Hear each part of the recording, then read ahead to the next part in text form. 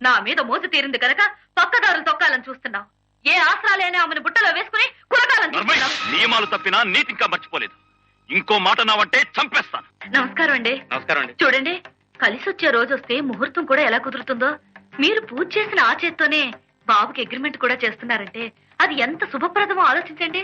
ఏం మేనేజర్ గారు? అసలు మీ దృష్టి బాబు మీద పడ్డ రోజే అతని యోగం మారిపోయింది అనుకోండి. అగ్రిమెంట్లు సంతకాలు ఎందుకులేండి, మీ అభిమానం ఉంటే చాలదు. అలా కాదు, మీకు తెలియాలి, నమ్మకం కుదరాలి. 10 సంవత్సరాల వరకు అబ్బాయి గురించి మీకేం దిగులు లేదమ్మా.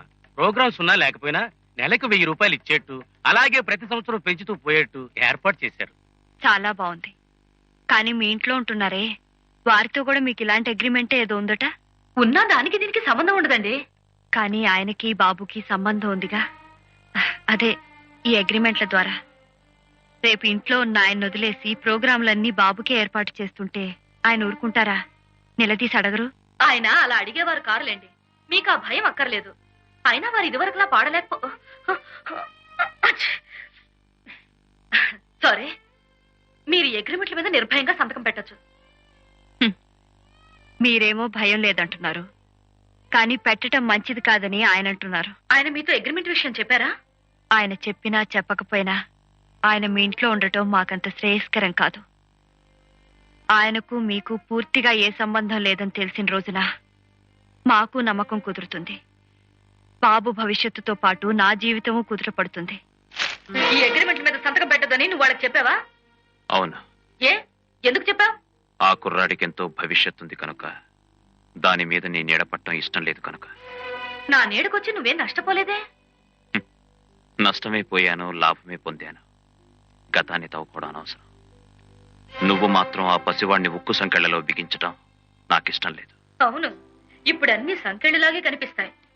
నిన్ను 10 మందిలో నిలబెట్టి నీ పేరు ప్రఖ్యాతుల కోసం నేను పాటుపడకపోతే నువ్వే స్థితిలో ఉండేవాడివో ఒక్కసారి ఊహించుకో. ఇలా మాత్రం ఉండేవాడిని కాదేమో. ఇంకెలా ఉండేవాడివి? ముష్టెత్తుకునేవాడివా? ఈ పడుపు కూడా తినడం కంటే సంగీతాన్ని నమ్ముకుని ముష్టెత్తుకు బ్రతికినా కాస్త మనశ్శాంతి ఉండేది. ఆహా, కేవలం సంగీతాన్ని చూసి ముష్టి వేయడానికి ఇవేం త్యాగేగర రోజులు కావు. నీ సంగీతాన్ని బ్రతికించి తెలివిగా ప్రజలకు అందించింది నేను, అది మర్చిపోకు. పిచ్చి పిచ్చిగా మాట్లాడుకో. అజరామరమైన సంగీతాన్ని మనలాంటి తుచ్చులు బ్రతికించక్కర్లేదు. ఎవరు తుచ్చులో అర్థం అవుతోంది. ఎందుకు ఆ కుర్రాడి మీద అంత శ్రద్ధ చూపిస్తున్నావో ఇప్పుడు తెలుస్తోంది. నా మీద మోజు తీరింది కనుక పక్కదారులు తొక్కాలని చూస్తున్నావు. ఏ ఆసరాలేనే ఆమెను బుట్టలో వేసుకుని కులకాలని చూస్తున్నావు. నియమాలు తప్పినా నీతి ఇంకా మర్చిపోలేదు. ఇంకో మాట నావంటే చంపేస్తాను. జాగ్రత్త.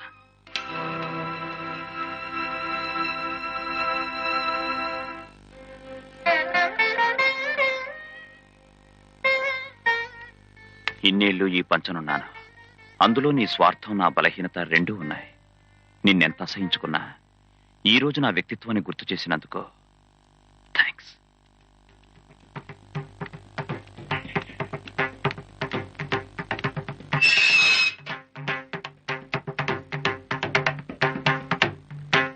తిను, నువ్వు అర్జెంటుగా వెళ్ళి రామదాసుని తీసుకురా. అలాగేనమ్మా.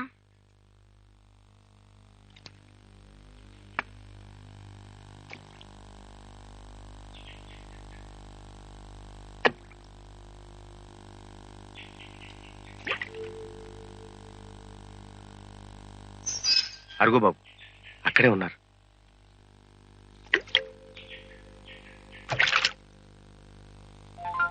సీనా, నువ్వేంటి బాబు ఇలా వచ్చావు? మీరొక్కరే ఉన్నారని. అందుకు నువ్వేం చేస్తావు? మా ఇంటికి తీసుకెళ్తారండి సార్. నేను ఎక్కడికి రాలేను బాబు. రామదాసు రిక్షా తీసుకొచ్చా, దాంట్లో ఎక్కువ వెళ్దాం. రామదాసు రా, వస్తున్నారు. అది కాదు బాబు. మా అమ్మ మీకోసం వంట కూడా చేసింది. రండి రండి సార్, రండి. అమ్మా, అమ్మా, అమ్మా.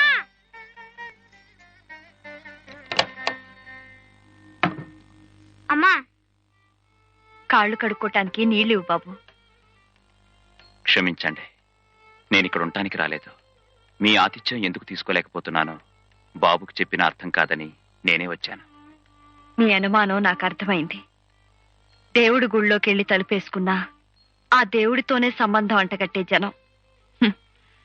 వాళ్ళకి జడవాల్సిన అవసరం లేదు. బాబుకి విద్య నేర్పే గురువుగా మీరిక్కడ ఉండటం తప్పులేదు. కాళ్ళు కడుక్కోండి, వడ్డిస్తాను. కడుక్కోండి.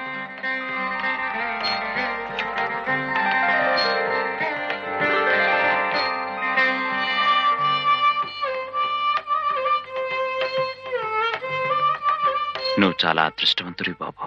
ఎందుకని సార్? నీ కడుపు చూసి అన్నం పెట్టి చల్లని అమ్ముంది. కడుపు నిండా చదువు చెప్పడానికి మీరు ఉన్నారు కదా సార్. నాదేముంది బాబు, ఈ రోజుండి రేపు వెళ్ళిపోయేవాణ్ణి.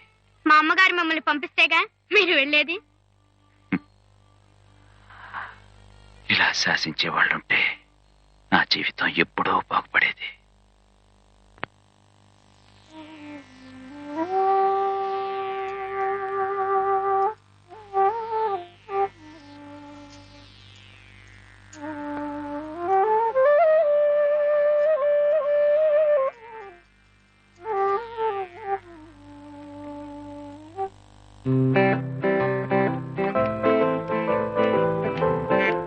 ఈ అలంకారాలు ఆర్భాటాలు ఏమిటో?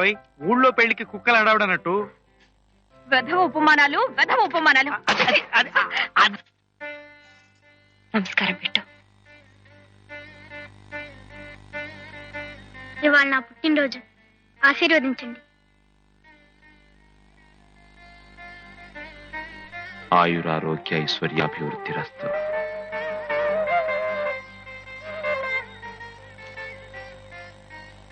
రా మురళి, రా దివ్య, అంత అన్ని చెప్పలే. లేవండి లేవండి లేవండి. మురళి, శ్రీనివాస్ పుట్టినరోజు ఇవాళ. నేను చెప్తా కదా, ఎందుకంత తొందర? మన ఇంట్లోనే. మురళి, నాన్నగారికి తోడుగా నువ్వు శ్రీనివాస్ వాళ్ళ ఇంటికి వెళ్ళాలయ్యా. ఏ అన్నకి ఏదైనా పనుందా? లేకపోయినా ఆయన వద్దు. అక్కడ ప్రతి మాట ఎంతో మర్యాదగా ఆలోచించి మాట్లాడాల్సిన సందర్భం. ఈయనేదో అవాకులు చవాకులు మాట్లాడి. ఏ శ్రీనివాస్, ఇవాళ నీ పుట్టినరోజు, మా ఇంట్లో నాయన, ఈ 4 మాటలు మాట్లాడలేనా? ఆ 4 మాటలైతే మీరంతా ఎందుకు? నేనే వెళ్ళి మాట్లాడొద్దును. శ్రీనివాసు పుట్టినరోజు నాడే ఇవాళే మన ఇంట్లో దత్తత తీసుకోవడం కోసం వాళ్ళ అమ్మగారు నొప్పించి రావాలయ్యా. రండి సార్, రండి, కూర్చోండి. శ్రీనివాస్, శ్రీనివాస్, మీ అమ్మగారిని ఒకసారి పిలుస్తా. అమ్మా, అమ్మా.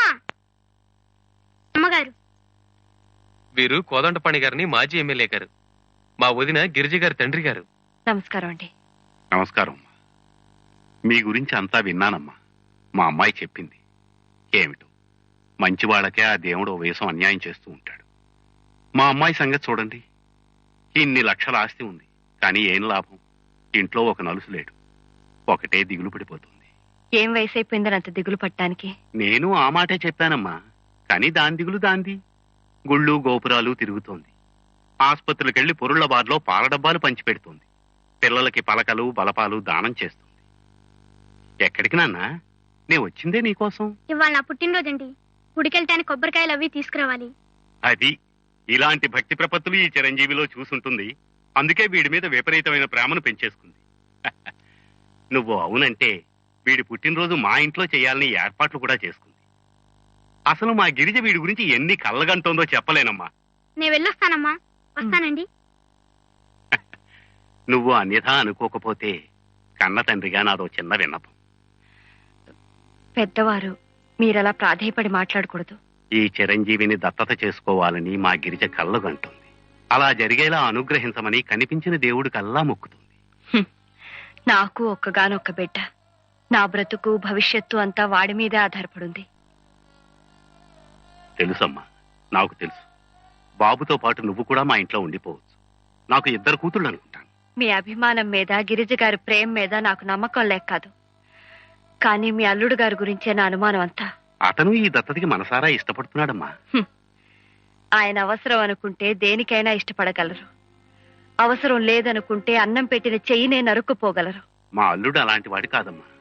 నేనన్నీ విన్నాను. వెంకటపతి నాయుడు గారు ఎక్కడో గాలికి తిరుగుతున్న 3 అనాథల్ని చేరదీసి తన ఆస్తి కరిగిపోయినా వాళ్లకు విద్యాబుద్ధులు నేర్పించి పెద్ద చేసిన తర్వాత వాళ్ళాయన పట్ల ఎలా ప్రవర్తించారో విన్నాను. డబ్బుకి, హోదాకి, దురలవాట్లకి బానిసలై ఆయన ఎలా వెన్నుపోటు పొడిచారో విన్నాను. మీ అల్లుడు గారు ఆ ముగ్గురులో ఒకరు, అవునా? అవునమ్మా. మరి ఆ తండ్రి పట్ల అలా ప్రవర్తించిన పెద్ద మనిషి రేపు నా బిడ్డ మీద ప్రేమ అభిమానాలు చూపిస్తాడనే నమ్మకం నాకెలా కలుగుతుంది?